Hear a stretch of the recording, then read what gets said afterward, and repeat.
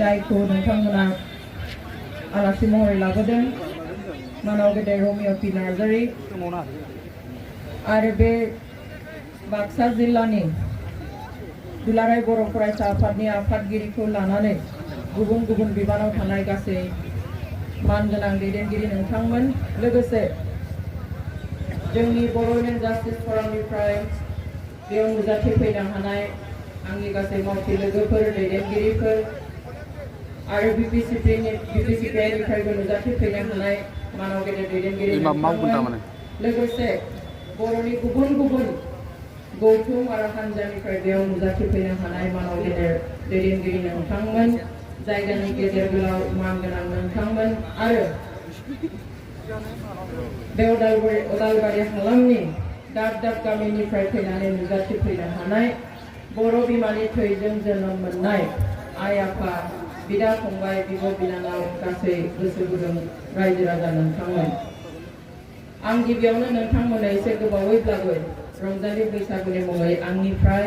आरो जोंनि बोजोबनिफ्राय बयनिसिमबो गाहाम हामलायनाय बावहरबाय।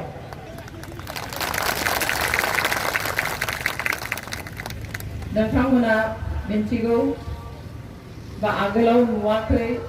आं खुनु बिसायख'थियाव बेबादिहाय दाब दाब जायगायाव थांनानै आं फोसावफेराखैमोन केम्पेइन खालामाखैमोन बेनो आंनि गिबि ओंखारजेननाय आं जिउआव सोरबा सासे बिजाथिखौ मदद होनानै एबा माबेबा मोनसे हान्जाखौ हेफाजाब मदद होनानै ओंखारनाया आंनि जिउआव बेनो गिबि आरो ओंखारनायनि जाहोन दङ मानो ओंखारनो गोनां जाखो दिनै जों नुदों बर' हारिनि इयुना खोमसिनिफ्राय खोमसि जानायनि लामायाव बर' हारिनि इयुना दिनै रैखाथि गैयि जानानै फैदों बेनिखायनो जों दिनै ओंखारनो गोनां जादों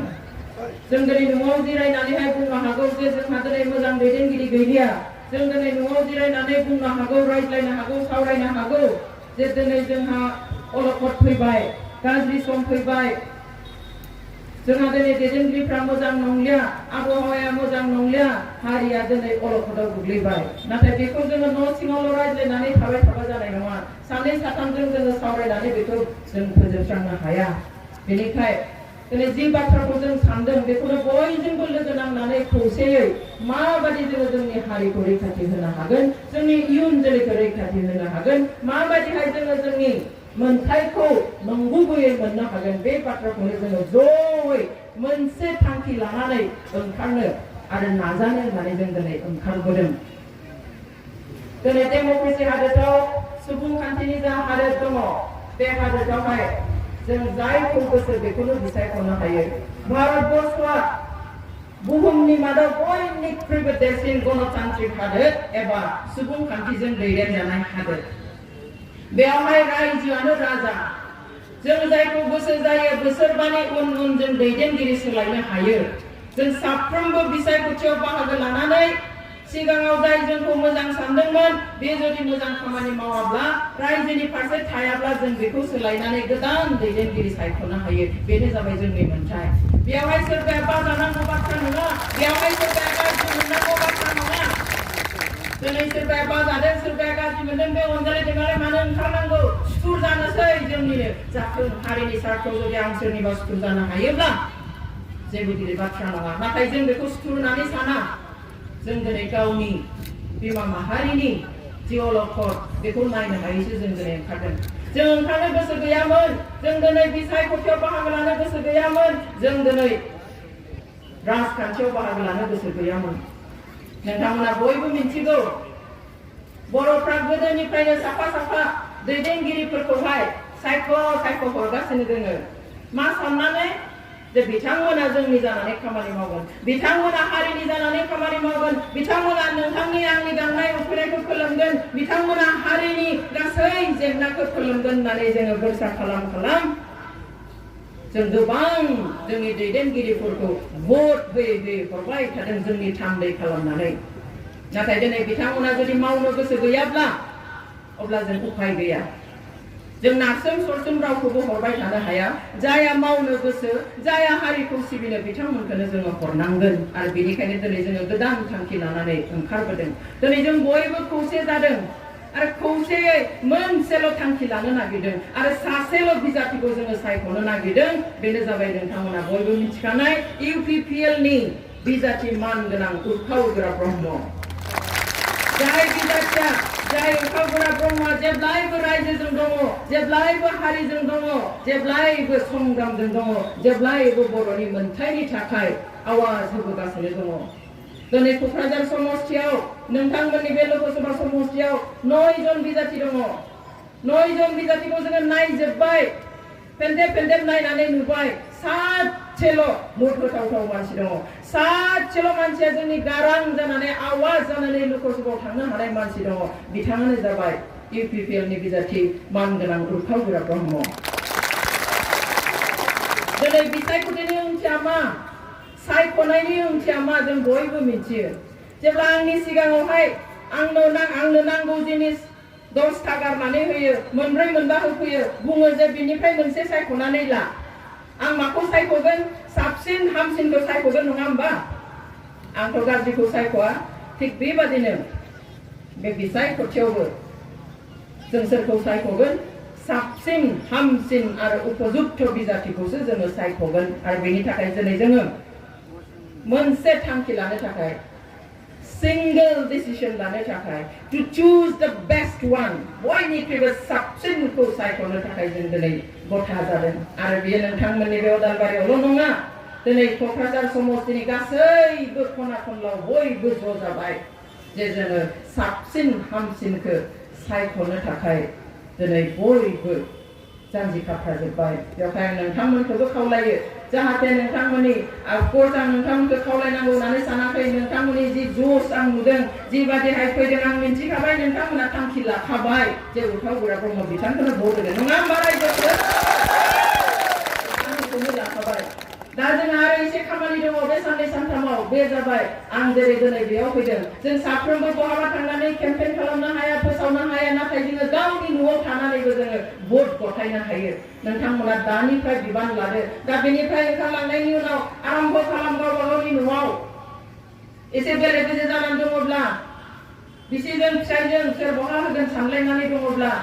बिसिया जुदि सेल्फ हेल्प ग्रुपनि थाखानि थाखाय बहाबा होनो गोसोब्ला फिसाया बहाबा होनो गोसोब्ला फिसालाया बहाबा होनो गोसोब्ला ओंखाम जानायाव ज' जिरायदो दा सानजौफुआव दा हराव बिनिफ्राय थांखि लादो जोंहा न'खरैनो UG ब्रह्मनो होगोन बेनि उनाव आरो जेब्ला नोंथांमोना साहा गलायाव थांगोन हाथाय बाजाराव थांगोन सोरबा लोगोखौ लोगो मोनगोन जेराव गुबुन सासे लोगो मोनो सानै लोगो मोनो बिथांखौनो सों बिसायख'थियाथ' फैबाय सोरनो भट होगोन जों हले आमुगनो होगोन नोंथाङाबो हो होननानै बिथांखौबो खावलाय बेबादिहाय बहाबा गोजानाव गुबुन गामियावहाय बाय बाहागि थानो हागौ फोलेरनि मानसि थानो हागौ फन खालाम सोंहर बिथांमोना सोरखौ होगोन बिसोरनि लागोनिया सोरखौ होगोन बेनिफ्राय खावलाय जे जोंनिथिंनिया हले गासिबो उर्खावगोरा ब्रह्मनो होनो सानबाय नोंथांमोनाबो ट्रेक्टरावनो होदो बेबादिहाय साफ्रोमबो मोननै मोनथाम भट गथाय जाय जेसेबां हायो बेनिफ्राय बांसिन हायोब्लाबो भट गथाय बयबो गथायनानै दिनै 100आव 200 जौगा बेबादिहाय भटनि बिबांखौ गोबां खालामनो बयबो नाजा दिनै राजखान्थिया मा गोबां जोंनि दैदेनगिरिफ्रा राजखान्थिखौ गेलेनायखाय मालाबा जोङो सैया जायो जों गाज्रि मोनो जों बुङो राजखान्थि खालामनानै लाब गैया लेथ्रासो राजखान्थिया नङा होमबा मालाबा जों आंगायो नाथाय आइ आफा नोंथांमोन राजखान्थिया लेथ्रा नङा राजखान्थिया गाज्रि नङा राजखान्थिया नोंथांनि आंनि खान्थिसो रायजोनि खान्थिसो रायजोनि खान्थिखौनो राजखान्थि होनो राजनिति अर्थात रायजोर नीति दिनै बे खान्थिखौ रायजोआसो सालायो जाय राजखान्थिनि गेजेरजों सुबुंखौ सिबिनो हायो जाय खान्थिनि गेजेरजों रायजोआव जौगानाय फैयो जाय खान्थिनि गेजेरजों सुबुंनि गेजेराव खौसेथि फैयो जाय खान्थिनि गेजेरजों सुबुंनि गेजेराव शान्ति फैयो जाय खान्थिनि गेजेरजों सुबुंनि गेजेराव गोरोबलायनाय फैयो आरो जाय खान्थिनि गेजेरजों मोनथायखौ मोननो हायो बेनो जाबाय राजखान्थि बेनिखाय राजखान्थिया गाज्रि नङा दैदेनग्राफ्रा बेखौ बाहायदों बाहायनो नांगौमोन दिनै राजखान्थिनि गोहोखौ आखायाव लानानै गावनि हारिनि मोनथायखौ मोनहोनो थाखाय गावनि हारिनि जेंनाखौ सुफुंनो थाखाय राजखान्थिखौ गोहोखौ बाहायनो नांगौमोन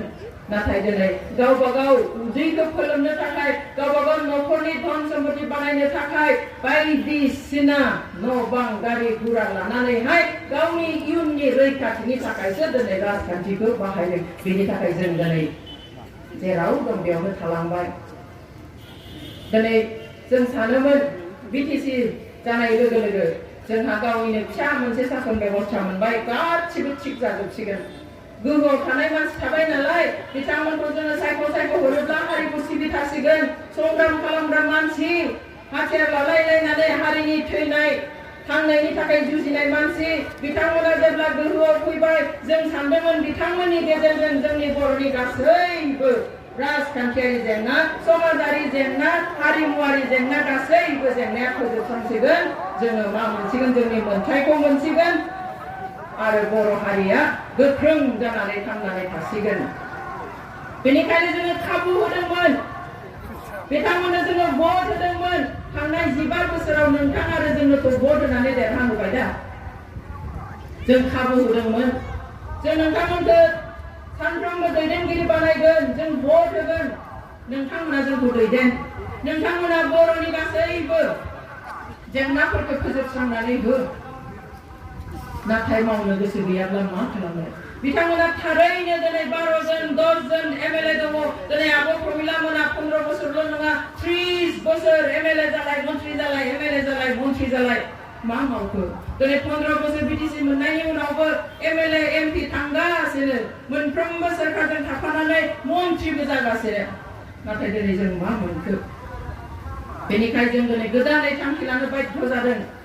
जों जायफोरखौ सानदोंमोन नोंसोरनो जोंनि लिडार जाबाय था जों भट थुयै हरबाय थागोन एमएलए एमपि मन्त्रि बानायबाय थागोन EM MCLA chief deputy chief जों बानायबाय थागोन हारिनि थाखाय मावोल' जोंखौ सिबिल' बिमा माहारिखौ सिबि अब्लाना जों दिनैल' नङा जों सानफ्रोमबो थैजासिम बिथांमोनखौनो जोङो थुयै भट होनानै जों देरहाहोबाय थागौमोन कारण जोंहा राजखान्थियाव हाबनो गोसो गैयामोन नोंथांमोना नांबाय था जों गुबुन खामानि मावगोन रानलायलायनानै खामानि मावगोन नाथाय जों नुबाय जेबो जाफुङाखिसै बेनिखायनो जों दिनै गोदान थांखिजों सोलायनो थाखाय परिबर्तन लाबोनो थाखाय जों दिनै गसंनो गोनां जादों जों जुदि दिनै गसङा जों जुदि दिनै सैथो बाथ्राखौ बुङा दिनै जुदि जोङो थि लामाखौ सायख'नानै लाया मोजां दैदेनगिरिखौ सायख'नानै लाया अब्ला गाबोन नोंथांनि आंनि फिसाफ्रा जोंखौ दुसिगोन दा जायफ्रा लाइमोन सेंग्रा सिख्ला बिसोरनि इयुना खोमसि जागोन बिसोर जोंखौ दुसिगोन बिसोर सोंगोन मोनसे समाव जे आइ आफा जोंनि गेदेर गोलाव नोंसोर मानो जोंखौ बेबादि अबस्थायाव गाज्रि दैदेनगिरिफोरनि आखायाव मानो हगारनानै गालांखो जों बहा थांगौमोन अब्ला जों मा फिननाय होगोन आइफोर आफाफोर बेनिखायनो दिनै बे जोंनि बिबान साफ्रोमबो बर' फिसानि बिबान जे जोङो सैथोखौ दिनै सायख'नि जों दिनै जोंनि इयुननि रैखाथिखौ जों गिबि खाबु होनि जों दिनै जोंनि हारिनि मोनथायखौ जोङो गिबि खाबु होनि नङाब्ला जोंनि उन जोलैया जोंखौ मालाबाबो निमाहा होनाय नङा जोंनि मावनांगौआ फैगौ 23 एप्रिलाव मोनसे भट होनानै सैथोखौ सायख'नाय जेबो गिदिर बाथ्रा नङा रायजो राजा नोंथांमोन दिनै नोंथांमोना खस्थ' खालामनानै बेयाव फैदों सानजौफुनि बे थिं सान्दुङाव जिरायदों खुनु साया गैया मा गैया बेनो दिन्थियो हारिनि बागै गांनाय उखैनाय जेनेब्ला जोंनि रायजो राजाया एसेबां गाबखांदोंबा हारिनि थाखाय जोंनि गेदेर गोलावफ्रा मानो साननो रोङाखै दिनै जोंनि खामानिया फिसा किन्तु थांखिया गिदिर साफ्रोमनिबो मोनसे भटजों जोङो गासैखौबो गोदान खालामनो हागोन आरो बेनो जोंनि थांखि जों सोलायनाय लाबोगोन खौसेयै आरो जोङो गोदान लाबोगोन खौसेयै हागोन ना हाया रायजोफोर साबायखर थाबाय दिनै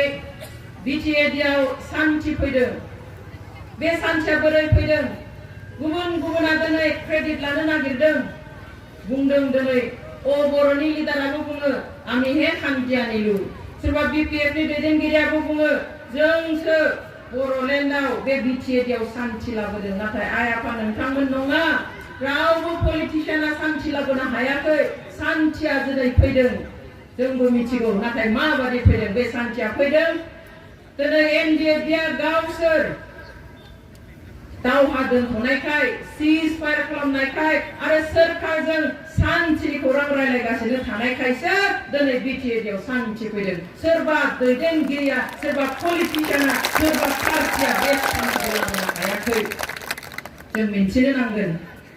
सोर माबादि गेलेनो नागिरदों जों दिनै आरो गेलेजालिया बर' हारिखौ जुदि जोङो सोरखौबा गेलेनो खाबु होबाय थायोब्ला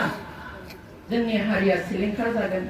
दिनै बिसायख'थिनि मुङाव रायनायनि बुंनायनि हामला खालामनायनि खुनु बिमा बिफा गैया जादों जों लाजिदों बर' हिसाबै जोंनि बयनिख्रुइबो देरसिन एक नाम्बार लिडार BTC नि चिफ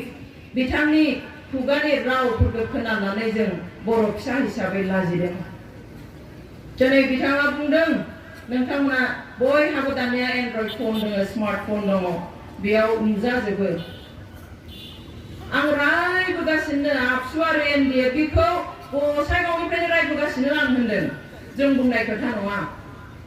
गसाइगावआवबो रायबाय दिनैबो रायगोन गाबोन थामोनफोराव रायगोन आरो समफोर गफोराव थांनो हाब्ला बेयावबो आबसु आरो NDF खौ रायहैगोन आंनो मा रावब्ला सोरखौबा रायनानैनो जुदि देरहानो हायोब्ला सोरखौबा रायनायानो जुदि हारि सिबिनाय सानोब्ला मा जानो डेम'क्रेसिखौ मानो टलारेट खालामनो हायाखै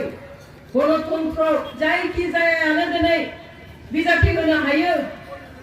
इलेक्सन गेलेनो हायो होमब्ला मा हारसिङै राजा जानायनि सिमां नुनायखौ बायजानो गिदों नामा बेबादि साननाया दुखुनांथाव दिनै NDF आरो आबसुखौ माबादि रायनो हाखो रायजो राजा नोंथांमोन दिनै जुदि बर' हारिया बे बुहुमाव खर' दैखांनानै थांनानै दङब्ला आबसु आरो NDF नि थाखायसो दङ सोरबा राजखान्थिगिरिनि थाखाय बर'आ दिनै गेरेमसा हारि जानानै खर' दैखांनानै बुहुमाव थांना थानो हायाखै दिनै जुदि बिथाङा आबसु आरो NDF खौ रायदोंब्ला दिनै बर' हारिखौनो रायनाय जादों बर' सुबुंखौनो रायनाय जादों बर' बिमाखौ नेवसिनाय जादों बर' समाजखौ दिनै बर' हारिखौ मा खालामनाय जादों गाफ्लेनाय जादों जों बेखौ सहायनो हाया बुं गुबुन बाथ्रा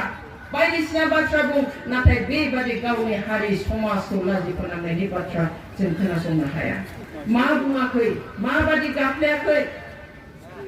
दिनै नोंथांमोना बयबो मिथिगौ गुबुन गुबुन दैदेनगिरिफोराबो बुंखांलांबाय बे सना थलासेनि खोथाखौ नङा होमबा एक तला पुनर कथा बे थलासे खोथाया मा আজি অসম চৰকাৰে এতলা পুনৰ এটা আঁচনি লৈছে যিসকলে আঁচনি ললে তেওঁলোকক আমি এনেকুৱা কথা কোৱা শুনা নাই কিন্তু দুৰ্ভাগ্যজনকভাৱে আমাৰ BTADৰ প্ৰধান মাননীয় হাগ্ৰামা মহিলাৰী ডাঙৰীয়াই সিদিনাখন মঙলদৈত নিৰ্বাচনী প্ৰচাৰ চলাবলৈ গৈ কৈছে যে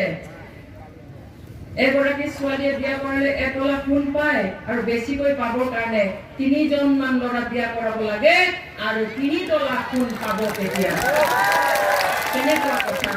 আমি লাজ পাইছো কেৱল মহিলা বুলি নহয় কেৱল মাতৃ বুলি নহয় আমি লজ্জিত জাতি হিচাপে কেৱল জাতি নহয় অসমৰ কোনো জাতিয়ে সোণ আৰু ৰূপৰ পিছে পিছে দৌৰা জাতি নহয় বড়োসকলেতো আৰু নহয়ে এয়া কেৱল মাতৃ আৰু মহিলাসকলক তাচ্ছিল্য কৰা হোৱা নাই এই আমাৰ সমাজখনকে তাচ্ছিল্য অপমান কৰা হৈছে কাৰণ বিবাহ আমাৰ সমাজত আমাৰ জাতিৰ অতি পবিত্ৰ বন্ধন একোটা বিবাহ পাতিবলৈ এখন বিবাহ পাতিবলৈ এবছৰৰ পৰা 3 বছৰ পৰ্যন্ত সময় লাগে লৰা ছোৱালীৰ দুইটা ঘৰত অহা যোৱা দুইখন গাঁৱৰ মাজত অহা যোৱা দুটা সমাজৰ মাজত অহা যোৱা তাৰ পিছত নিজৰ নিজৰ ধৰ্মৰ ৰীতি নীতি আৰু ডাঙৰ দীঘল সকলৰ পৰা আশীৰ্বাদ লৈহে এখন বিবাহ সম্পন্ন হয় ইমান পবিত্ৰ এতিয়া সিদিনাখন গুৱাহাটীত মোক এজন দোকানীয়ে সুধিছে বাইদেউ আপোনালোকৰ সমাজত বিয়াৰ কোনো মূল্য নাই নেকি মই ভাবিছো কিয় সুধিলে কিয় তেতিয়া কৈছে এই যে আপোনালোকৰ ছাৰে কৈছে নহয় শুনাৰ কাৰণে বোলে 3 জন 4 জন বিয়া কৰিব পাৰে একো নহয় নেকি কেনেকুৱা লজ্জাৰ কথা আৰু এজন গেলামালৰ দোকানীয়ে সুধিছে সোধা নাই তেওঁ কমেণ্ট দিছে আপোনালোকৰ চিপু কথা কয় আৰু দেই কোনটো কথা ক'লে এই শুনচোনৰ কথা আপোনালোকে একো কিয় নামাতে আমি কি ক'ম মই নিৰ্বাক হৈ গৈছো এয়া আমাৰ মাতৃসকলক ছোৱালীসকলক কৰা নহয় আমাৰ সমাজক অপমান কৰা হৈছে মই সুধিব খোজো এগৰাকী পিতৃয়ে পুনৰ লোভত নিজৰ ছোৱালীক 3জনকৈ ল'ৰালৈ বিয়া দিব নেকি ৰাইট নিদিয়ে এজন ভাতৃয়ে এগৰাকী ছোৱালীৰ ককায়েকে পুনৰ লোভত নিজৰ ভগ্নীক 3জন ল'ৰালৈ বিয়া দিব নেকি নিদিয়ে ঠিক তেনেকৈ নতুনকৈ বিয়া কৰা দৰাই পুনৰ লোভত ছোৱালী এৰি এৰি আৰু 3জনী ছোৱালীক বিয়া কৰাব নেকি নকৰায় তেনেহ'লে আমাৰ সমাজ ব্যৱস্থাক কেনেকুৱাভাৱে তিৰস্কাৰ কৰা হৈছে जोंनि समाजा बेबादि नङा नङाब्ला सासे बिफाया गावनि फिसाजोखौ सना लुबैनानै साथाम सेंग्रानो हाबा होगोन नामा सासे बिदाया गावनि बिनानावखौ सना लुबैनानै माहाजोन जानो लुबैनानै साथाम साब्रै हौवानो हाबा होगोन नामा होआ अब्ला जों दिनै बहा थांखो जों मा अबस्थायाव थाखो दिनै बेफोर बाथ्राखौ बुंनानै जोंखौ ओरैबादि लाजि फोनांदों जोंबो लुबैयो आमी বিচাৰো আমাৰ চিপে ধুনীয়াকৈ সমাজক জাতিক মানুহক সকলোকে সন্মান কৰি ভদ্ৰভাৱে কথা কওক অন্য ৰাজ্যৰ কোনোবা মেঘালয় কোনোবা অৰুণাচল কোনোবা নাগালেণ্ডৰ চিফ মিনিষ্টাৰবিলাকে যেনেকৈ কথা কয় আন বিভিন্ন কাউন্সিল বহুত আছে আমাৰ অসমত সেই কাউন্সিলৰ চিফসমূহে মুৰব্বীসকলে যেনেকৈ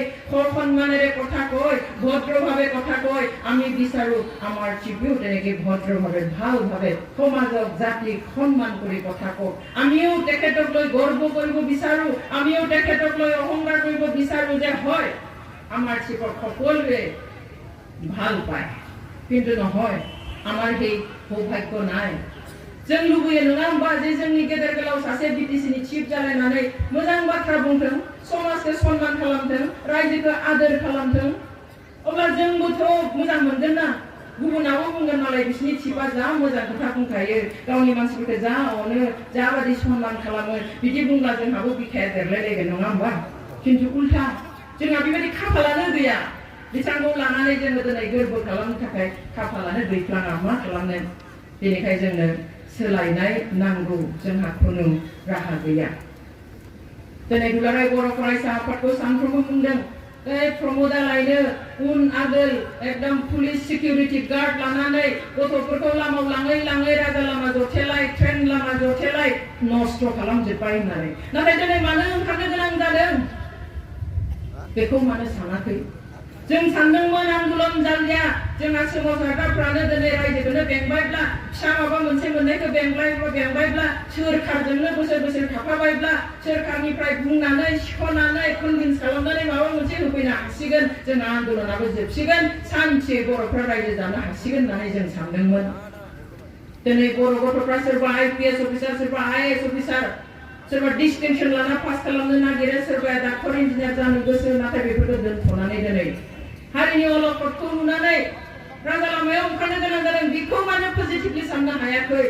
दिनै प्रमद बरा सिकिउरिटि सोरखारि बडिगार्ड लालायलायनानै बेफोरखौ खेरायालासिनो मानो दिनै राजा लामा जथेहैदों बिथाङा दिनै गार्ड मोनलायलायदों पुलिसा बिथांनि एकेबारे माने बडिगार्ड थालायलायो बिथाङाथ' VIP बादि थानो हागौमोन मानसि गिदिर बादि राजा बादि थानो हागौमोन नंगौना नङा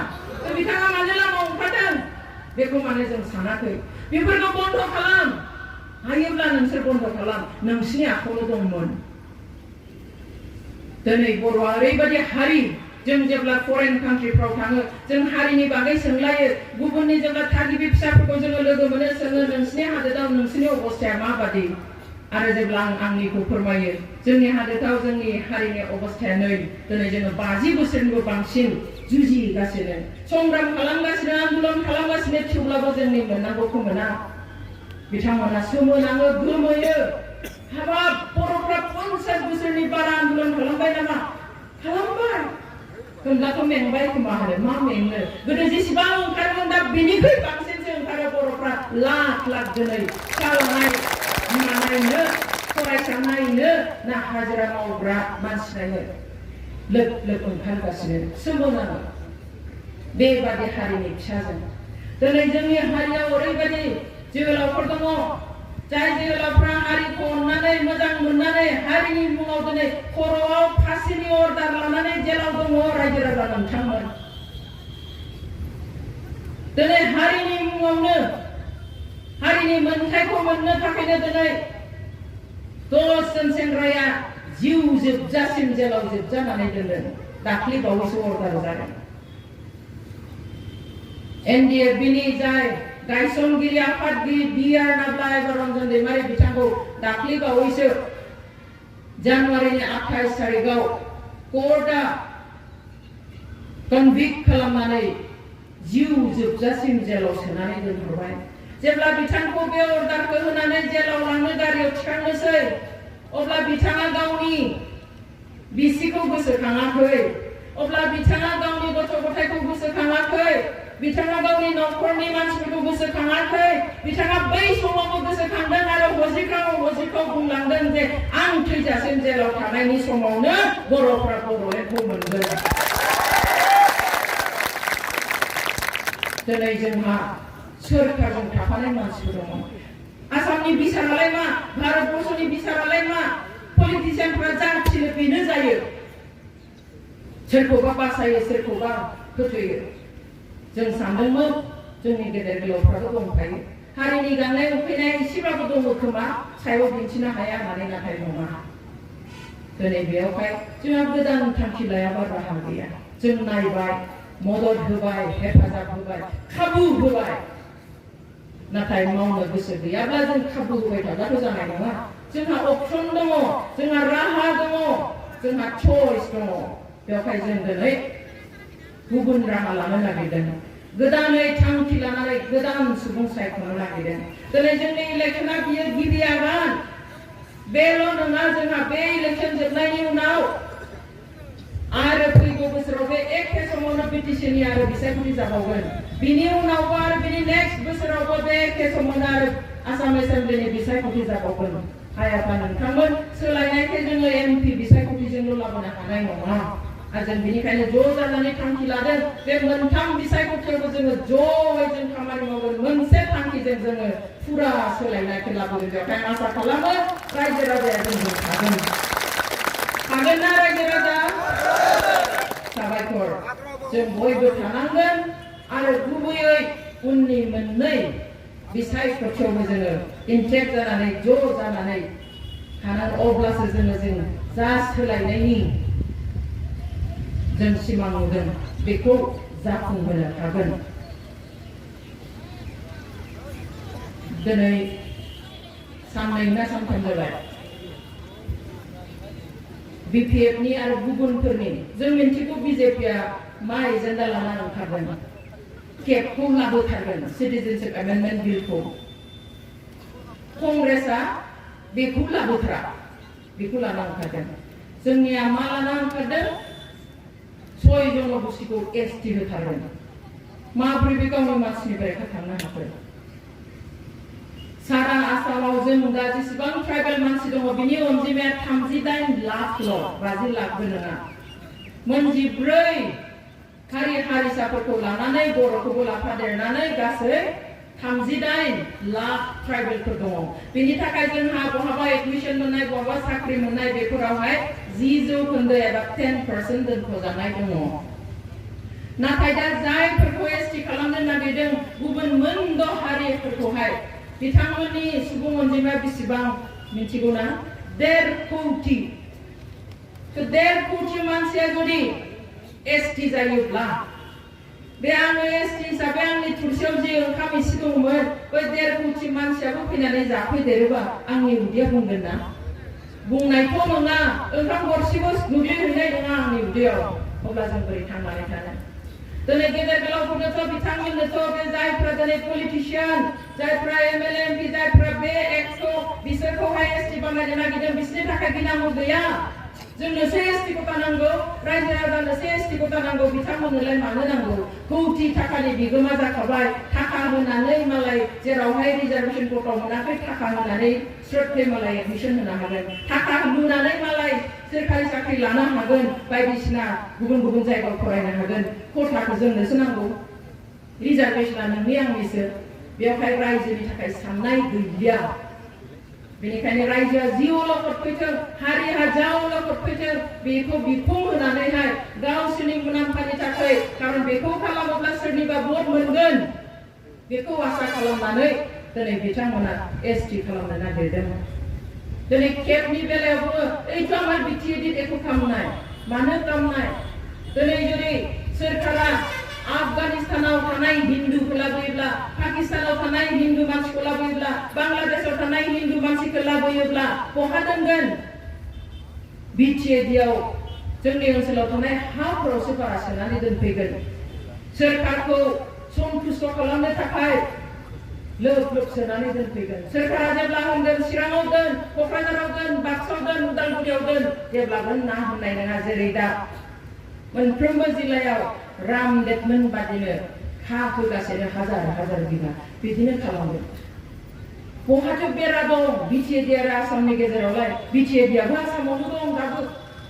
अब्ला मानो केबा जोंनियाव मानो खहा खालामा बेफोर बाथ्राखौ जुदि जोंनि दैदेनगिरिफ्रा साननो हायाब्ला नों आंहा साननानै मा खालामनो बेनिखाय ओरैबायदि मानसिजों सायख'नो नांगोन जाय बेफोर गासै बाथ्राखौबो साननानै बर'नि रायजो राजानि हारिनि आरो हानि रैखाथि होनो हायो बर'नि संग्रामजों गसंथानो हायो मोनफ्रोमबो बर'नि मोनथायखौ जाफुंहोनो थाखाय खामानि मावनो हायो बेबादि मानसिखौसो जोङो दिनै सायख'नो नांगोन आं साननैसो आगोलाव मोनसे इन्टारभिउ नायदों माबा टिभि चेनेल मोनसेयाव नोंथांमोननिया बे समस्तिनि गुबुन सासे बिजाथि प्रमिला रानी आब'आ इन्टारभिउ होदों हिन्दीयावहाय बिथाङा दिल्लीयाव मा खालामनो थांगोन सोंदों नोंथांनि गिबि थांखियालाय मा एमपि जानानै मा मावगोन गिबि बिथाङा होनबाय डेभेलपमेन्ट जौगानाय जाया 30 बोसोर मन्त्रि जालाय एमएलए जालायबो जेबो जौगाथायखौनो खालामनो हायाखै बेलाय दालाय एमपि जानानै मा जौगाथाय खालामनो सोर फोथायो 2 नाम्बाराव सोंबाय आरो बेनि उननि थांखियालाय मा एसटि 6 जनगोष्ठीखौ एसटि खालामगोन बेथ' बिसिनि डायलगखा आं बारा जेबो सानाखिसै 3 नाम्बाराव मोनसे खोथा बुंबाय बिथाङा बे चेनेलनि मानसिया सोंबाय बे नोंथाङा जे बेफोरखौ सानदों जौगाथायनि खामानि मावगोन एसटि खालामगोन बेखौ माबादिहाय पार्लियामेन्टआव माबादि प्लेस खालामगोन बिथाङा हिन्दीयाव फिननाय होबाय देखेगा जाके सागर में मछली ढूंढना पड़ेगा बिथाङा दिल्लीखौ सागर लैथो होनदों आरो बेयाव ना गोग्रोमनो थांनो नागिरदों बेनि उनाव नाखौ मोनब्लासो जोंनो फैगोन बिथाङा लैथोआव ना गोग्रोमगौमानि ना नागिरगौमानि जों मा आब' प्रमिलाया ना लाबोगोन लैथोआव थांना गोग्रोमगासिनो जों नेबाय थागोन नामा मा खोथा बिलाय जेबो रोखा नङा गाव मानि थाखाय गसंदों बेखौनो मिन्थिया दख'नानि थाखायल'थ' गसंनो हाया दख'नाफोर गानखानांगौ बेथ' गोदान जिनिस नङा लायो जे गोदो गानथारा मोनो पार्लियामेन्ट होबा गानथारनोसै बेथ' नङा सान हर सानफ्रोमबो दिनै 60 बोसोरनि बारा गानबोगासिनो बेथ' इसुआनो जानो हाया दिनै बुंदों जे अनजालिया आइजो जानानै मानो आइजोनि बेरेखा गसंदों आं आइजोनि बेरेखा गसङाखै आं उपजुक्त केन्डिडेट नागिरनानैसो आं उपजुक्त केन्डिडेटजों थानो नागिरदों उपजुक्त केन्डिडेटजों सायख'नो नागिरदों जों बेवहाय आबेगिक जानानै सोर हौवा सोर हिनजाव बेखौ जोङो साननो नागिराखै हिनजाव मानसिब्लाबो जुदि बिराद इफेक्टिभ एक्टिभ मानसि मोनब्ला जों केन्डिडेट नायनानै हरगौमोन नाथाय दिनै जोङो उपजुक्तखौनो नुवाखैब्ला आइजो होननानै ओरैनो हरनानैथ' जेबो मुलाम्फा गैया आरो बिथांखौ जोङो थान्दै हिसाबै 30 बोसोर नुखाबाय मोनखाबाय दिनै बिथाङा फरेस्ट मिनिस्टार जादोंमोन फरेस्ट मिनिस्टार जासेयाव सोरखारखौ नारसिननानै जोंनि रायजो राजाफ्रा दिनै 50 बोसोर 52 बोसोर हानि फाक्का मोनाखै बिथांमोननि थाखाय फंसेबो बाथ्रा बुङाखै दिनै ट्राइबेल वेलफेयारनि मिनिस्टार जादों ट्राइबेल हिसाबै बयनिख्रुइबो देरसिन बर' हारिया दिनै मा मोननांगौमोन बेनि थाखाय मा बेसेबां गाबखौ जों नुबाय बेयावहाय जोंहा आरो बेखौ नैथि खेब साननांगौआनो गैलिया जों थांखिखौ स्र' खालामखाबाय बेनिखायनो जोंहा 23 एप्रिलखौल'सो नेनांसिगौ बाखि आरो गोदानै साननांगौ जेबो गैलिया आं बे समावहाय आइजोफोरखौ फंनैसो बुंनो नागिरदों स्पेशेलि सेल्फ हेल्प ग्रुपखौ लानानै दिनै बेखौ लानानै गेलेनो नागिरदों जेराव थाङो बेयावनो मिटिं सिटिं मोजां खालामनो हायैखाय आइजोफोरखौनो सेल्फ हेल्पनि थाखा रानगोन मा रानगोन होननानै लिंहरो जेब्ला ज' जाहैयो अब्ला भट होनायनि खोथा बुङो इलेक्सननि खोथा बुङो गोबां जायगायाव जोङो बे कमप्लेनखौ मोनबोदों जोंनो जुदि भट होआ जोंनि बिजाथिखौ देरहाहोआब्ला नोंसिनि सेल्फ हेल्प ग्रुपनो फैसा होआ बा दिनै 5,000 लांदो इलेक्सन जोबोब्ला 10,000 मोनगोन आइफोर आब'मोन आं आइजोफोरखौ स्पेशेलि बुंनो नागिरदों बे सेल्फ हेल्प ग्रुपआलाय माथोब्लाय सोरनिब्लाय बे जाबाय सोरखारि आसनि बियो सोरबा बिजेपिनि आसनि नङा बियो सोरबा कंग्रेसनि आसनि नङा बियो एजिपि बिपिएफनि आसनि नङा कुनु हानजानि आसनि नङा बियो सोरखारि आसनिसो सोरखाराव जाय फैयो बिजेपि फैब्लाबो कंग्रेस फैब्लाबो बे आसनिया थाबाय थागोन दिनै सोरबा देरहाब्लाबो सोरबा जेनब्लाबो बे आसनिया थाबाय थागोन बेवहाय बेयाव जेबो गिनांगौ गैया मोनसे सेल्फ हेल्प ग्रुपआ बेयो जों मिथिनायाव नेशनेल रुरेल लिभलिहुड मिशन गामि ओनसोलाव आइजोफोरखौ थांना थानायनि गोहो होनो थाखाय बानायनाय सेन्ट्रेल सोरखारनि मोनसे आसनि जायखौ जोङो गुसुङै NRLM होननानै बुङो नेशनेल रुरेल लिभलिहुड मिशन आरो बिनि आन्दाराव बे सेल्फ हेल्प ग्रुपखौ बानायदों मोनसे ग्रुपआव 8 जननिफ्राय 10 जन थानो हायो आरो बे मोनसे ग्रुपनो बोसोरसेयाव 1 लाखनिफ्राय 3 लाख थाखा सोरखारा लन होनांगौ नाथाय सोरबा 1 लाख 3 लाख मोनफेरदों नामा आइजोफ्रा मोनफेराखै बेवहाय सोरखारा बयनिख्रुइबो खम सुद होनानै 6 बा 7% सुद होनानै मा होयो लन होयो नाथाय जायफ्रा थारैनो गामिनि आइजोफोरखौ जौगाहोनो लुबैमारदों दिनै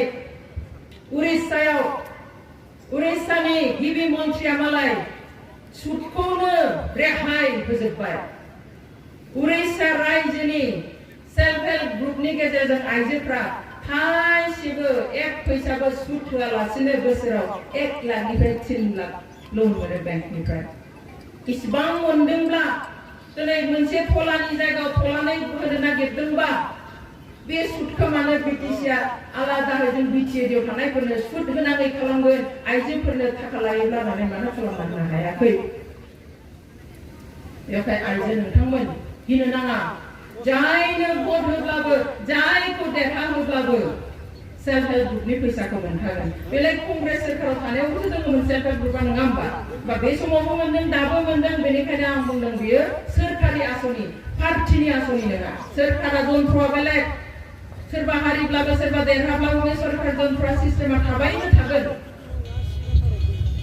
पार्टियालाय मा दिनै फैगोन गाबोन थांगोन मन्त्रि सासेयालाय मा दिनै जागोन गाबोन थांगोन बेनिखायनो बेखौ गिनाङा सोरखारि स्किमफोर जेरै गोदो आइउएनि न' होनाय दङमोन PMYनि न' होनाय दङ बहाबा लेट्रिन बानायनायनि फैसा होनाय दं बा सेल्फ हेल्प ग्रुपनि फैसा होनाय दं बेफोर गासिबो सोरखारि स्किम आइफोर आफाफोर बेनि थाखाय बेफोर फैसाखौ आसलते कुनु पार्टिनि मानसिया राननो मोना सोरबा बिसिडिसिनि चेयारमेना राननो मोना सोरबा EM MCL थिबा सोरबा पलिटिशियान एमएलए बेखौ आसलते राननो मोना बेफोर थाखाखौ बेफोरहा गावबा गाव डिपार्टमेन्ट दंखायो सोरखाराव बे बिफानारि अफिसारफ्रा गामियाव थांनानै सार्भे खालामनो नांगौ बे गामियावहाय बेसेबां न' मोननांगौ सोरखारि न' बै लागोआवहाय बेसेबां लेट्रिन मोननांगौ बै गामिनि सेल्फ हेल्प ग्रुपआ बेसेबांसिम लन मोननांगौ बेफोरखौ सार्भे खालामनानै नायगिदिंनानै लिस्ट बानायना लांनानै फैसा सेंसन खालामनानै बे सोरखारि अफिसारासो गामियाव फैनानै बेखौ रानफैनांगौ नाथाय जोंनाव उल्था भट बिनो थाखाय बिसायख'थियाव देरहानो थाखाय दिनै मा खालामो पलिटिशियानफ्रा बै माबाफोरखौ मेनेज खालामनानै सोरखारि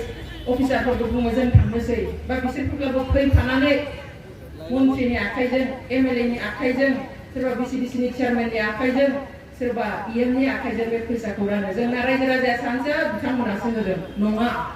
बे सोरखारि थाखा सोरखारि आसनि बेवहाय बेफोरखौ मोना होननानै मालाबाबो साननो नाङा मालाबाबो गिनो नाङा जिनिस बेल' नङा रानलाबायगोन रानखायो मालाबा बेदर रानो जानो लिङो मालाबा फैसा रानो सोर मालाबा जौ लोंहोनोबो हागौ